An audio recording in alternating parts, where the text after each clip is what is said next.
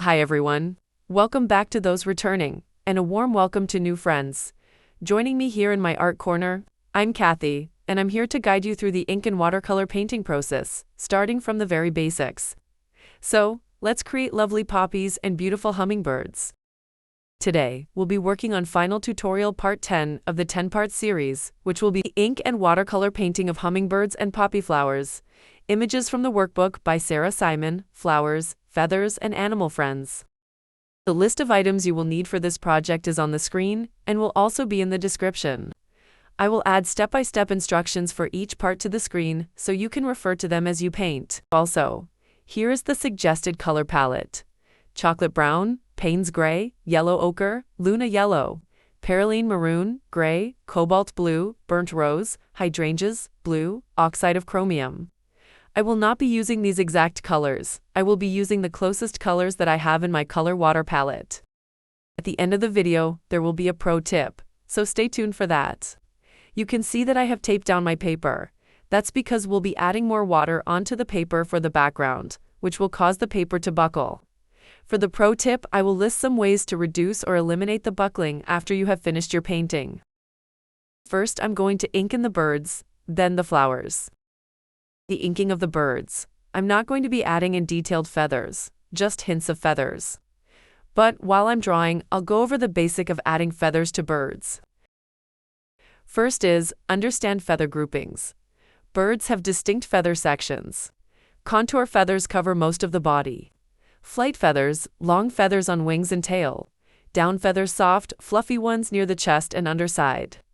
Knowing these sections will help you vary your pen strokes accordingly. Next is using different line techniques. Thin light strokes for small soft feathers, chest, belly, short, curved lines following the body's contour for contour feathers. Long bold strokes for flight feathers, wings and tail.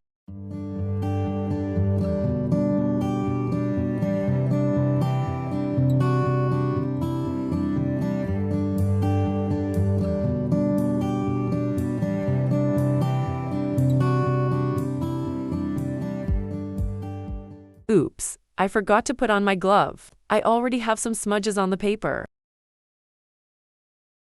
Sorry about the reflection from behind me. I have large sliding glass doors behind me in my Arizona room, and the morning sun is pretty bright. I will try to keep it to a minimum.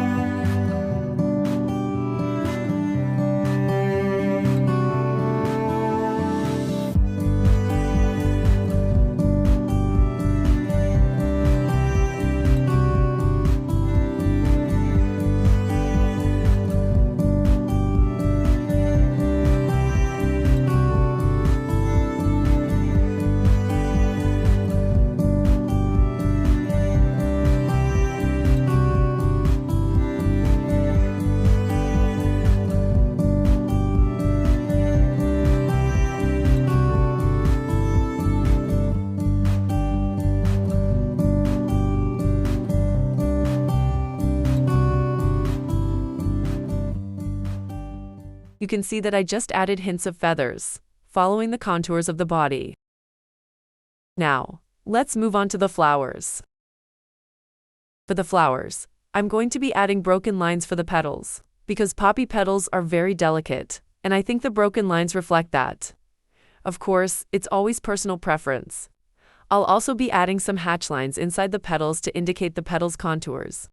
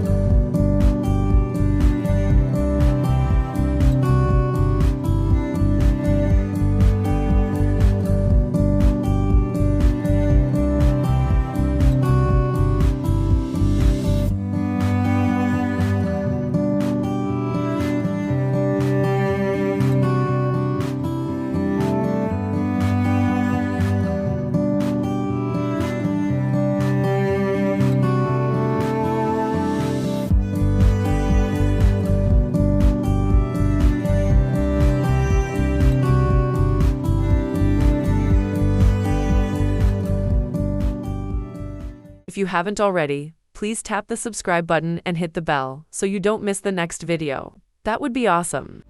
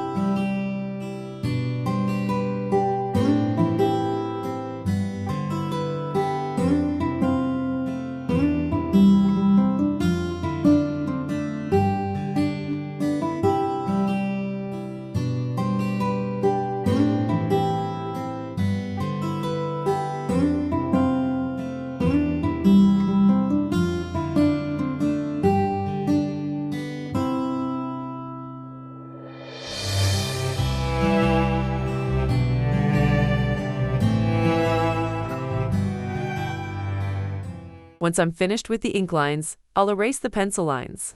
I won't film that, but make sure that you use a white eraser or a kneaded eraser. Just test to make sure it won't smear. Next is adding in the background with watercolor. Let's start with the background. I added in extra line work, so it's going to be a little more difficult to maneuver the color for the background. Let's see how you do. I'm adding in the instructions in thirds, because there is so much text it won't fit on the screen all at once. 1. Using the bridge technique, wash the top 1/3 of the piece in clear water. Add wet in wet. Dabs of cobalt blue, push the water to the smaller areas. Be careful not to wet the birds, flowers, or stems.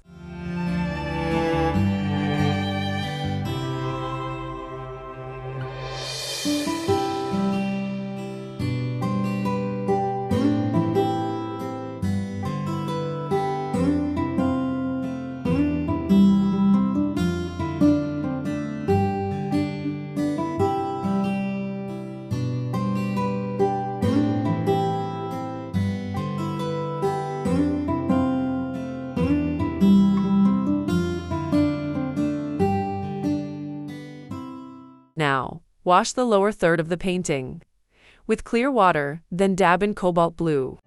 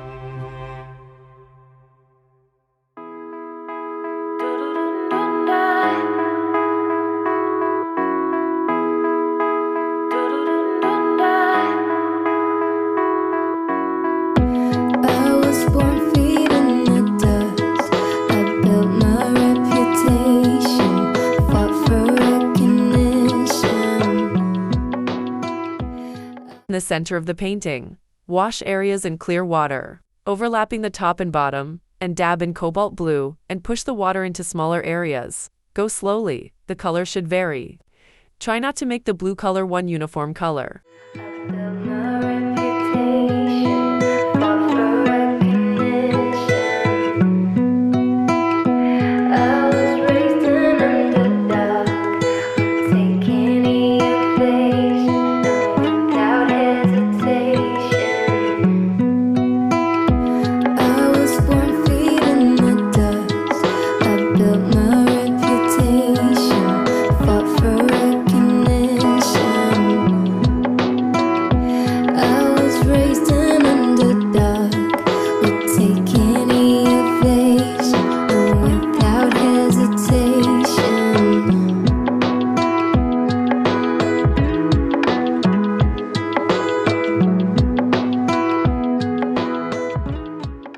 using my brush to add water to scrub the hard edges and to blend the light and dark. I'm also using the tissue to soak up any excess water and to add highlights.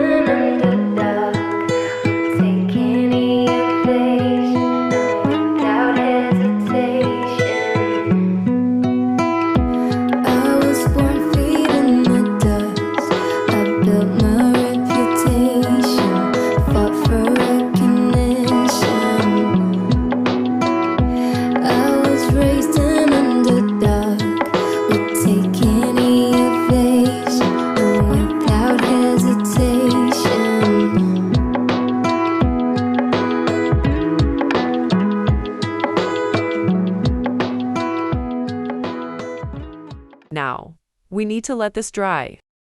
Then, we'll start on the hummingbirds.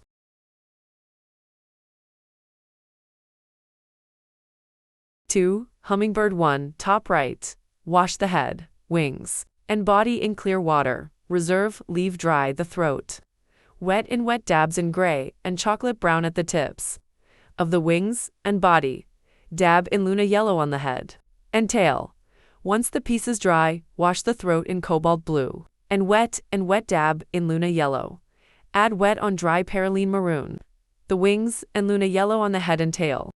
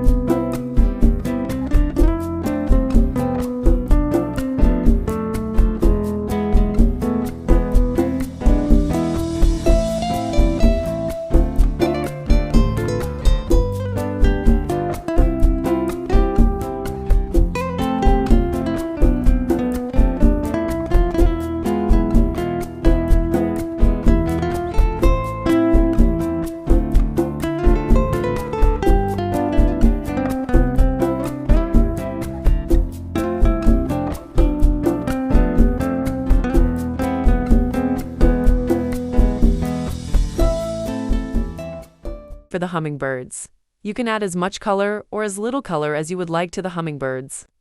There aren't any rules. These are suggestions.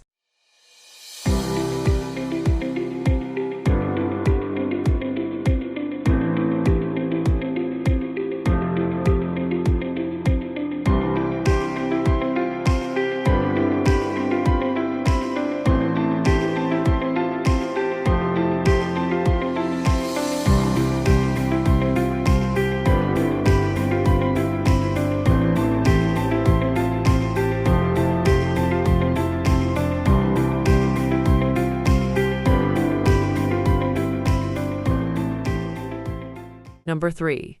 Hummingbird 2, top left. Wash part of the body, top of head, and few tail feathers in Luna yellow. Reserve the throat, chest, the outer half of each wing, and a few tail feathers. Wash the remaining halves of the wings and feathers in gray and some perylene maroon. Wash the throat in cobalt blue, wet on dry. Gray to the reserved chest of the hummingbird, to hint at feather shadows.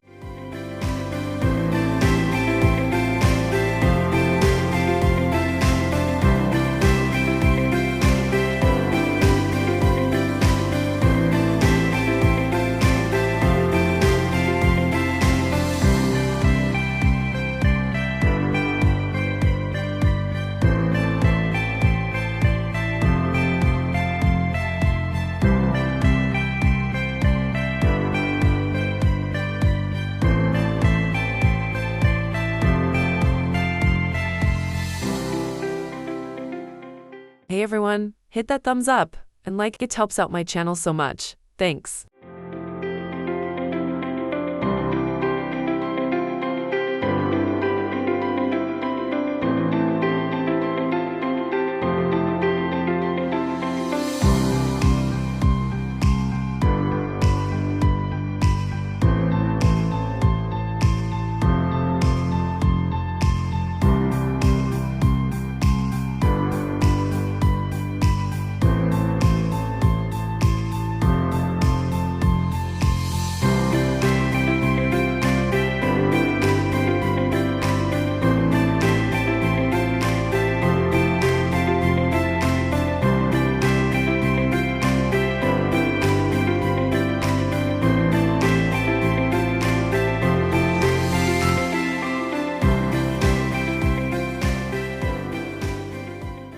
Four. Hummingbird number 3. Lower middle, wash the tip of the wings, throat, and a few tail feathers that are closest to the body in burnt rose. Wash the remaining tail feathers in Luna yellow. Wash the head, body, and 3/4 of the wings in clear water. Reserve the edges of the wings below the burnt rose throat and the very tip of the tail. Wet in wet dab gray. Payne's gray along the tips of the wings.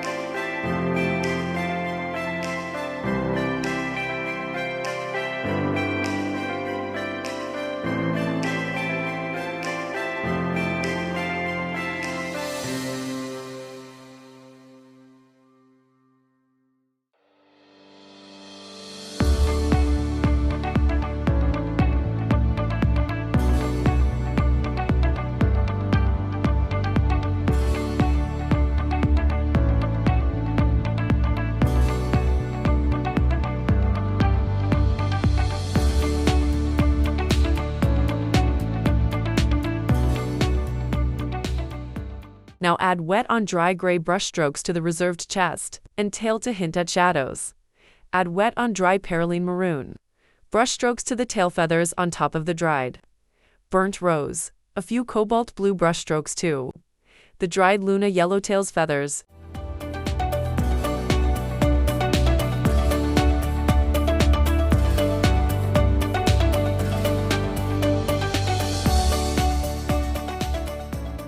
Okay. Moving on to the poppies. 5. Starting at the top left poppy, wash the center in clear water. Wet in wet dab in Luna yellow in the center and yellow ochre along the edges of the center. Do this to each flower. Let the center dry.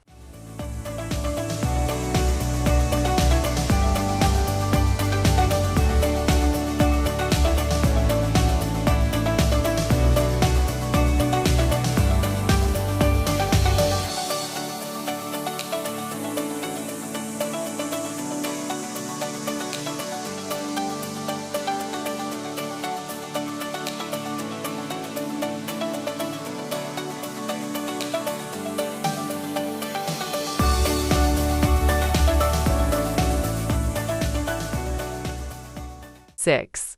Once the centers are dry, starting at the top poppy, wash the petals in clear water, wetting 3 or 4 petals at once. The top of the petals are the white of the paper, so only add enough water to color the area where you want to add color. Add wet in wet, perylene maroon and Payne's gray at the base. Starting from the edge of the center of the flower, repeat to complete all the flowers.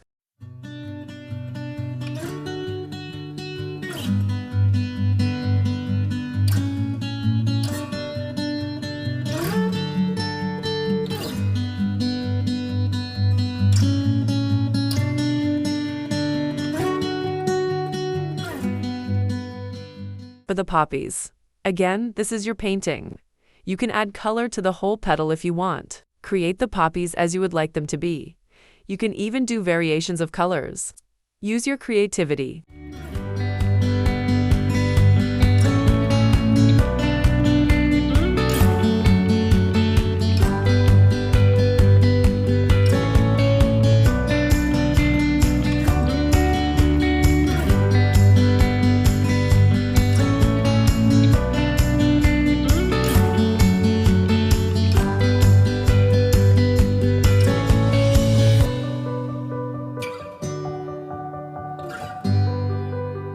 Please leave me a comment. I would love to know how your painting turned out.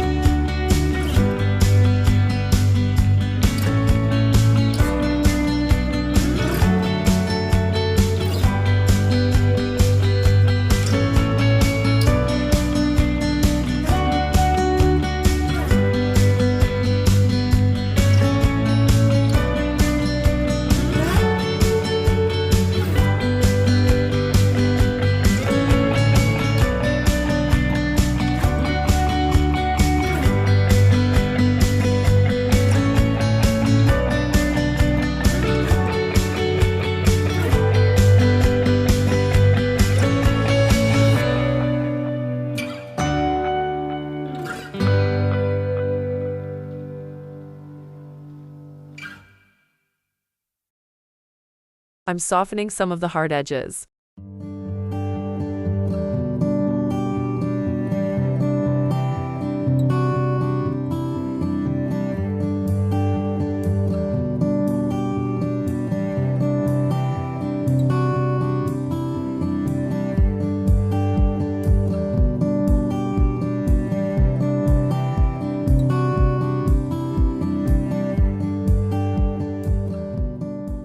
Seven for the stems.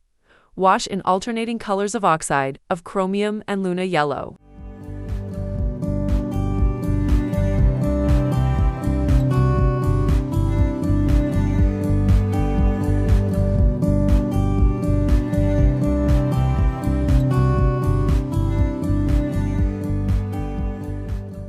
Alright, the watercolor is finished. Now, I'm going to add some more ink to the birds. Blacking in the beaks, heavying up the outlines, and adding in some texture.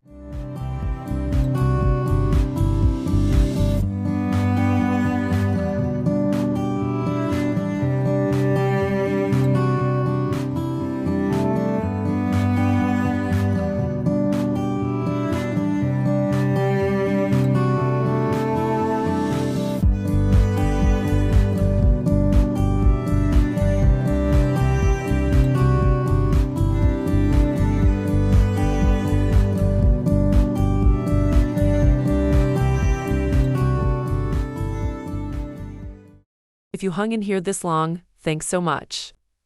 Now for the pro tip. Pressing with heavy books. Place the painting face down on a clean, dry surface. Put a sheet of parchment or clean paper over the back to protect it. Stack heavy books evenly on top and leave them overnight or longer for best results. 2. Re-wetting and pressing. Lightly mist the back of the painting with clean water. Avoid soaking. Place it between two clean sheets of paper and sandwich it between heavy books or a board. Let it dry under pressure for several hours. Ironing method. Set an iron to low or medium heat, no steam. Place a clean sheet of paper over the back of the painting. Gently ironed in circular motions, checking frequently to prevent overheating or damage. Thanks so much for watching. I hope you had fun with the hummingbirds and poppies. See you next time. Happy painting!